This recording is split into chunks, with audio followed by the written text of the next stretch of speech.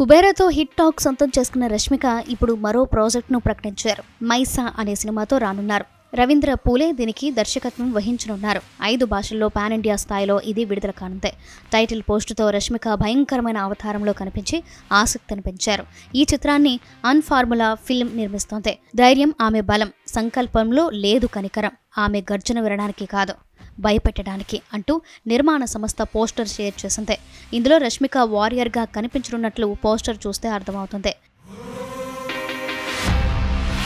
తాను ఎప్పుడూ కొత్తది, భిన్నమైనది, ఉత్తేజకరమైన చిత్రాలకు ప్రాధాన్యమిస్తానని, మైసా అలాంటి వాటిలో ఒకటి అని రష్మిక సినిమా వివరాలను పంచుకున్నారు.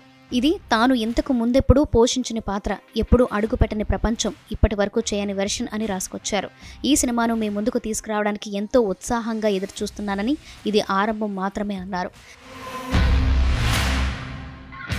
ఇటీవల రష్మిక నటించిన సినిమాల్లో సికిందర్ మినహా మిగిలినవన్నీ బ్లాక్ బస్టర్గా నిలిచాయి. కుబేరా కూడా 100 కోట్ల క్లబ్లో చేరింది.